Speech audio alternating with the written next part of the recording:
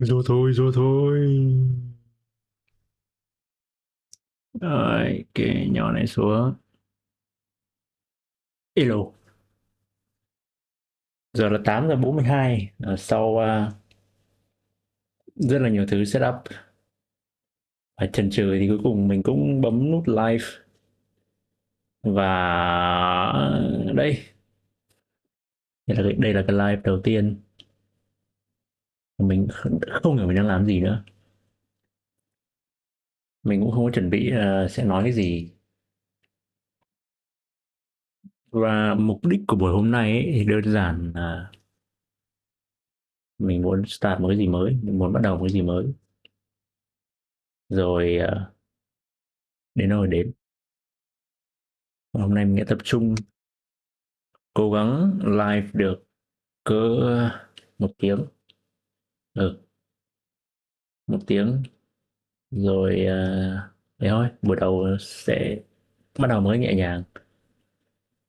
Và kiểu tự dưng lúc lúc trước khi live mình không có chuẩn bị gì cả, không chuẩn bị là nói gì cả.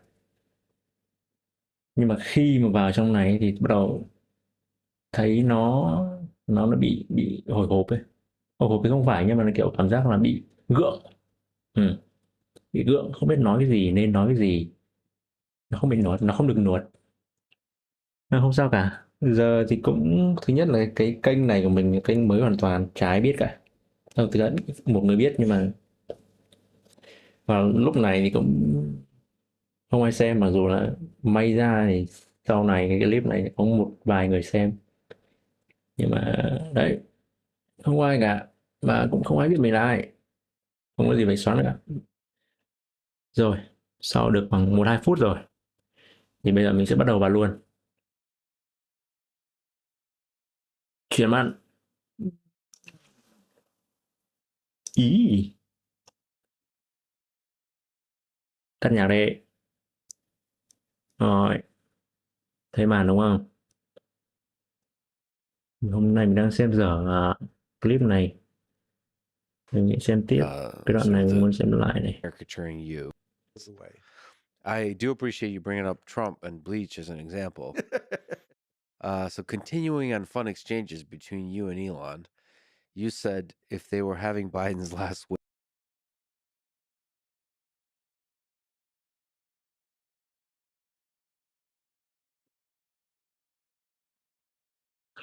wake, That's and it right. was him versus Trump, and he was being given last rights, I would still vote for Biden.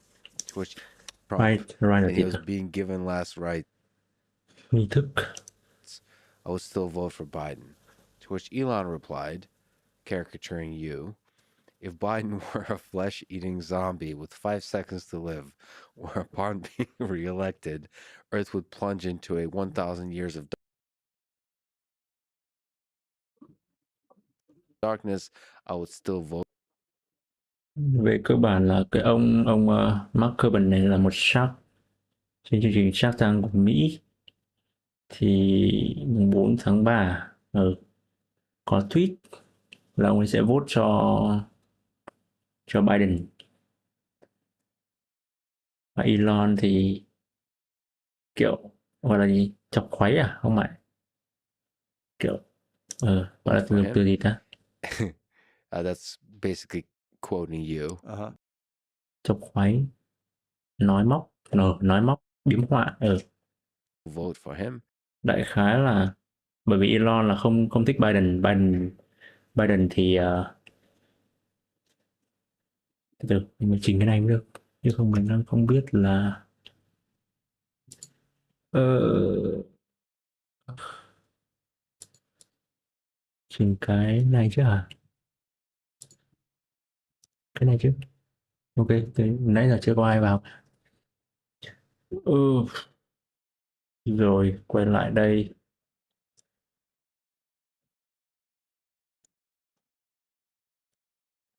Nói móc,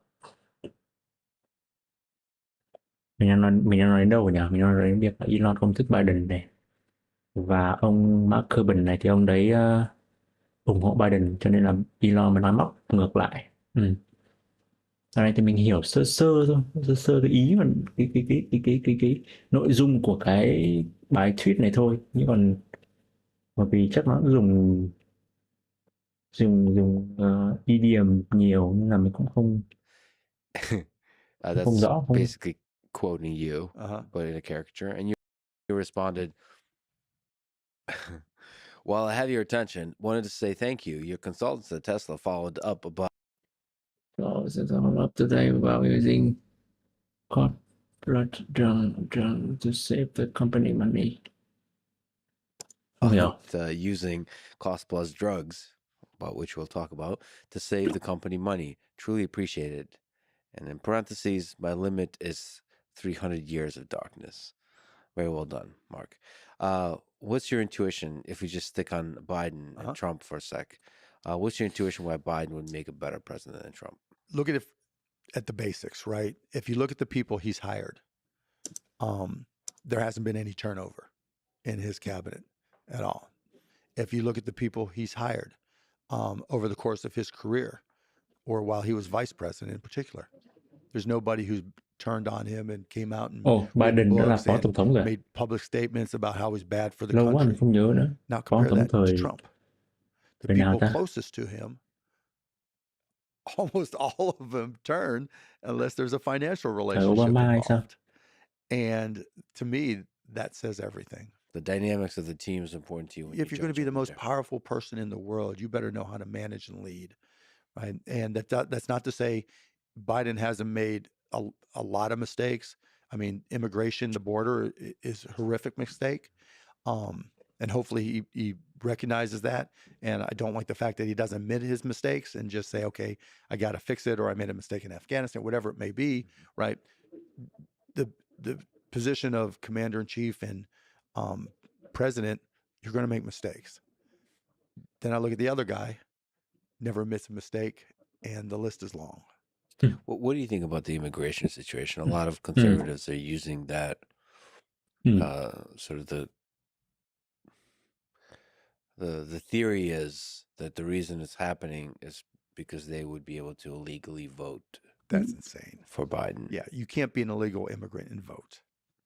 And now in a lot of states, because of the conservatives, they've passed laws saying you have to show identification. When I voted in Texas, you had to show, state identification. They can't vote. You can't register as an illegal alien that I'm aware of to vote. Yeah, but of course that story that really worries me enables or serves as a catalyst for questioning the legitimacy of an election. I remember going to the debate with Trump in 2016.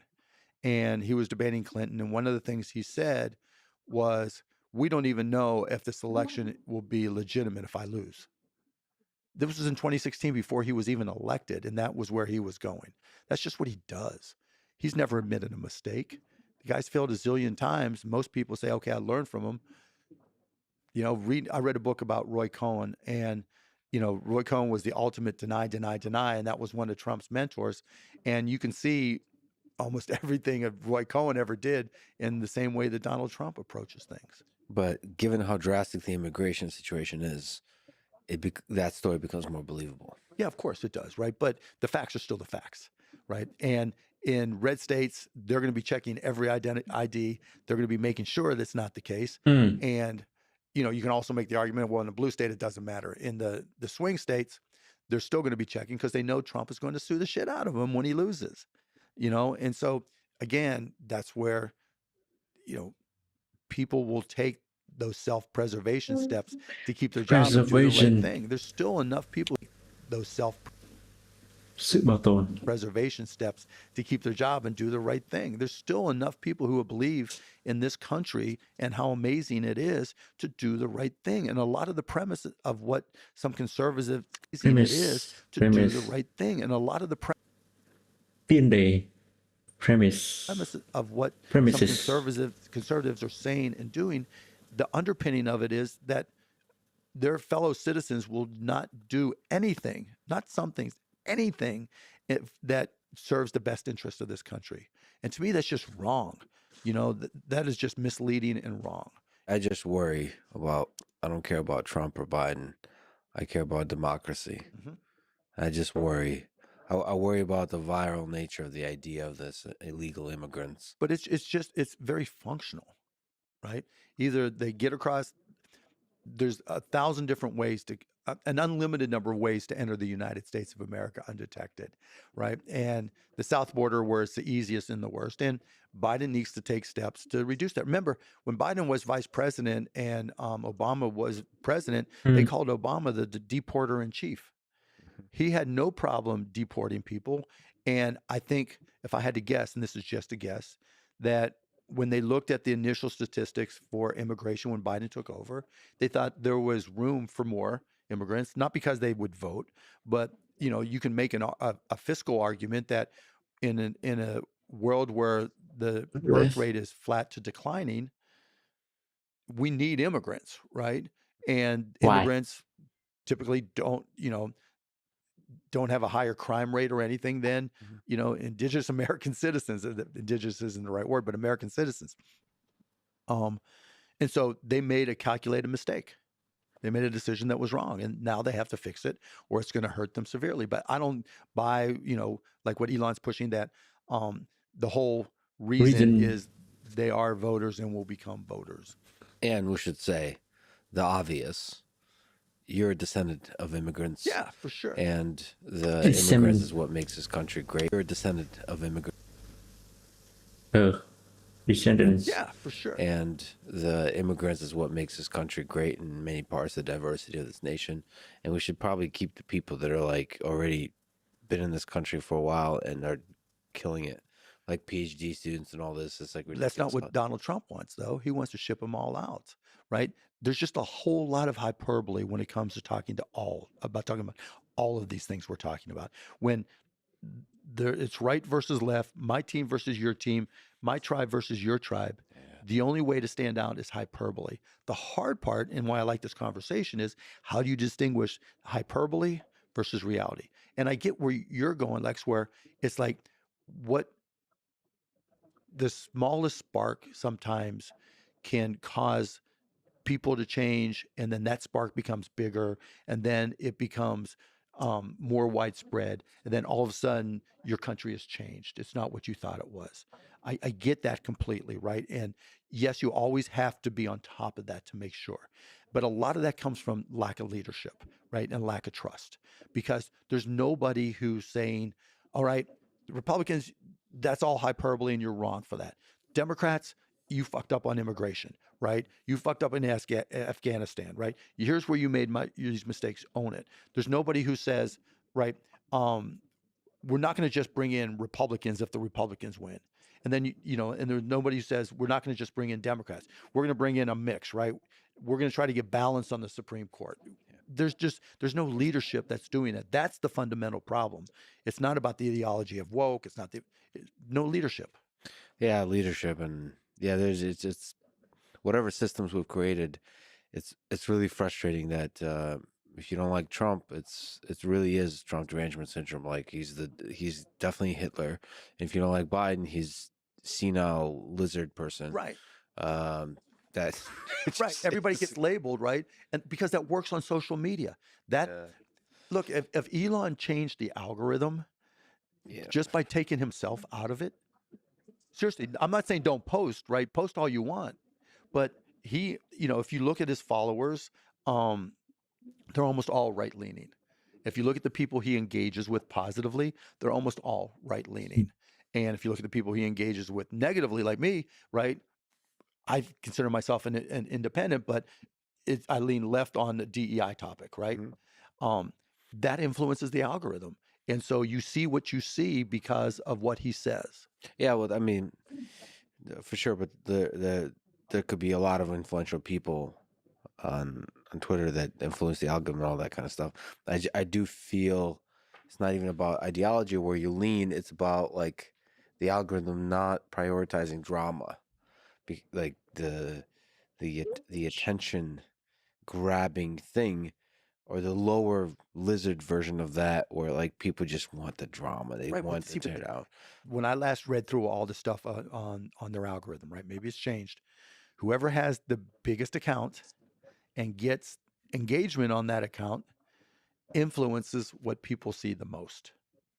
Yeah, I mean that's interesting. I don't know if that's to the degree that's true. They've Pretty did a sure it's still the case. pretty rigorous description of what's um of the way the algorithm works. It's actually kind of fascinating. There's a clustering of people based on interest. Right, but there I could think be they a call it the base- nearest neighbor, right, approach, and I think that's what they do. And so whoever has the biggest account has the most neighbors, who in turn have their neighbors, who in turn have their neighbors, and that's how they discern what comes next. But there's a clustering still. So like if you don't give a shit about Elon, you're not, and he's you're not gonna following them. Yeah, you're not. you're not gonna have an influence. Well, He's go. not gonna I have an mean, influence. when you get a break, just create a burner account on Twitter and see who they recommend to you, Elon. and not just Elon. Hmm. I mean, the people that Elon likes. And I'm saying Is that's that not right? Elon saying add this person, and suggest this person, this person, this person. I'm saying that's what the algorithm Yeah, there does. should be transparency around that for sure. There Like, is. That's the There is. And that's the whole point, right? He knows there's transparency and he knows the impact. That's why when I say take yourself out of the algorithm, right? Don't include his account, that changes, I think, the output of the algorithm. Well, when he wasn't owning Twitter, he was one of the biggest accounts, if not the biggest account already. It wasn't, but still, like even like the Kim Kardashian accounts, whatever, Yeah. right? It would. I don't.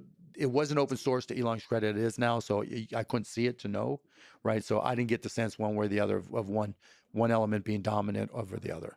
But obviously, conservatives felt that left leaning was more dominant back then. Yeah, I would love to see numbers on all of this. Yeah, you and me both. DEI, everything like this. Sometimes anecdotal data really frustrates me. It frustrates me primarily because of how sexy it is. Like people just love That's a great way to describe it. Yeah. love a story, and I'm like, God damn it, this is not science. This. It's not even common sense. You know? Well, no, I think anecdotal stories often have a wisdom. Common sense. No. You know? Well, no, I think anecdotal stories. McDonald. Hoàn toàn đúng. Anecdotal. Yeah. Anecdotal. Anecdotal. Anecdotal. Anecdotal. often have a wisdom in them. Yep. Like No doubt. Right. like there's something to be gained from seeing them. there's a Yep. signal there, but like how representative is that signal of the broader Right. thing? There's a whole lot more noise than signal more often than not. All right. So as I mentioned, cost plus drugs. There's so many questions I can ask here, but what's the big question? What's broken about our healthcare system? There's no transparency. Hmm. And when the lack of transparency leads to lack of trust. And when you can't trust the healthcare system other than maybe your doctor, that's a broken system. So what aspect of this system does cost plus drugs is trying to solve? So the thing we're trying to solve for is trust. And the way we feel we get there is through complete transparency. So when you go to costplusdrugs.com and you put in the name of the medication, if it's one of the 2,500 and growing that we carry, Transparency. we will first show you our costs, what we actually pay for it. Then we'll show you our 15% markup. Then we'll show the pharmacy fill fee and shipping, and that's your total price. And that alone, that transparency alone, is completely revolutionizing how drugs are priced in America today. And it's led to, research being done comparing our pricing to CMS, Content and ours management being system. cheaper, than even the government is negotiating, et cetera, et cetera, et cetera.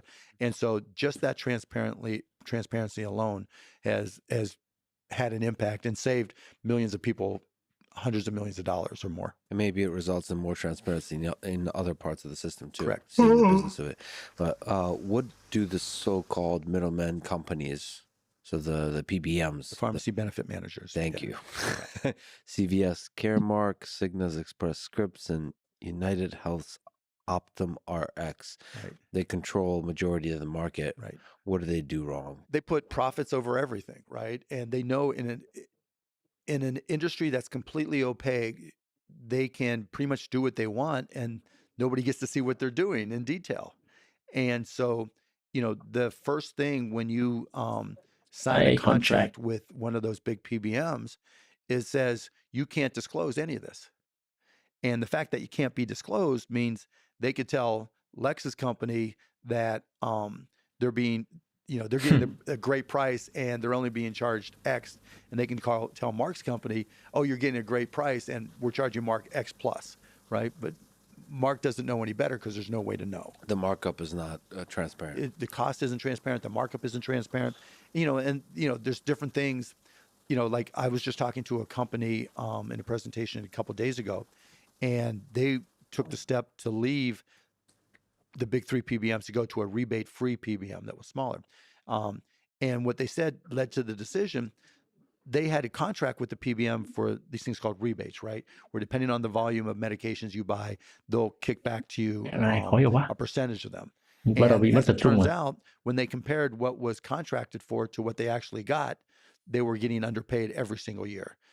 They just don't care, right? They'll take products. There's a drug called Humira, right? Ừ. And it is the number one revenue drug in the country. Ừ. And there's also a biosimilar, multiple biosimilars, but one we carry called Usimry. And Humira, the pre-rebate price is about $8,000 per month. Mở cửa đã.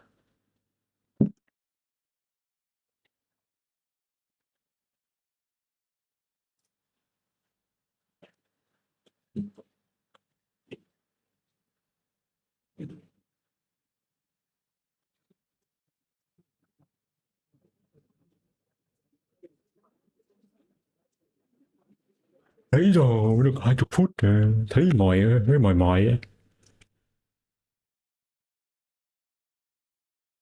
Nhưng mà không sao, cứ buổi đầu. Nên là mình cứ cố gắng là được 3 tháng rồi tính tiếp nhỉ. Vô. Month. And after rebates, depending on the size of the company, it'll be anywhere from $3,000 to $6,000 a month. You can go to get your doctor to prescribe that biosimilar, Usimry, and you pay $594. But those big three PBMs won't allow their clients to get Usimry because they don't get a rebate on Usimry. So they'd rather keep a drug on their formulary, even though their patients would save, their customers would save a lot of money. They'd rather keep a drug and exclude another because they'll make a lot more money. So the CVS Caremark spokesperson, I think, responded to you, Phil Blando, with the usual language that so deeply exhausts me. But I was wondering if there's any truth to it.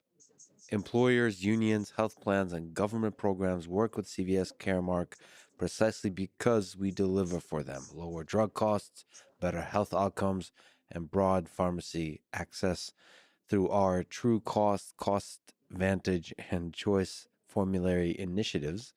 We are the leading agent of change, innovation, and transparency in the market. That's a whole lot of nothing. So they are not transparent. No, call them up. You go to Cost Plus Drugs. We'll give you our price list of all 2,500 plus drugs. The actual cost. The actual cost and what we sell it for, because it's just a plus 15%. Call up any of the big three companies and ask them for the same thing. They're going to laugh at you. It's so bad. In fact, if you do business with them right now and you just ask for your claims data, meaning, how many people use Humira that we're paying, what are we paying for it? They won't even give it to you unless you really, really scream and yell at them. And then they'll charge you and take 6 months to get it. So like when we moved away from them, we wanted to get what our claims data was to understand what we were going to be facing. They wouldn't give it to us until like 6 months later. I forget the exact month, and then they charge us for it as well. Our own data. On the CEO front, you said that CEOs don't understand healthcare coverage. Right. It's costing them big. What's the connection between cost plus drugs and companies? So I can speak for my own companies, and this applies to all companies, bigger companies that self-insure, because we self-insured. When we started Cost Plus, I finally said, okay, it's time for me to understand how I'm paying for my healthcare for my employees and their families. And the first thing I looked at was a lot of these companies use employee benefits consultants. And turns out I was paying $30 per employee per month, which was millions of dollars a year. And they were just sending us to the companies that paid them the biggest commissions. I'm like, how fucking dumb am I? Right? So I'm like, okay, we're cutting that. And then I looked at our medication, our prescription deal that goes through the PBMs that we were using and that the consultant connected us with. And I took a list of, this was early on in Cost Plus Drugs, list of the generic drugs that we sold that cost more than $30 that the Mavericks also had purchased, right? We were able to get that claims data. And it turns out we spent $169,000 with that PBM, one of the big 3 PBMs, and it would have cost us buying from Cost Plus Drugs $19,000. Hmm. And that's just a simple example. Then I looked at the insurance side of things, right? We self-insure, so there weren't premiums per se, but we were getting charged $17.15 per employee per month just to use the network that they put together for us, providers, hospitals, whatever. And I'm like, all right, are there companies that won't charge us to put together these networks? Turns out there's a lot of them. And those insurance companies and those PBMs are also responsible for determining what claims, what to authorize and what to deny, right? So for a drug, it may be, all right, this is an expensive drug, but before they'll say they'll pay for the drug that your doctor wants to prescribe for you, you have to try these 3 other drugs in what's called step-up therapy, right? To see if these other cheaper drugs work, or they're not even necessarily cheaper. They may be being pushed because they're getting a higher rebate. And so I'm like, that's insane. I want my employees to get the medication that the doctors say is best. And so I didn't realize those were the intricacies of how my health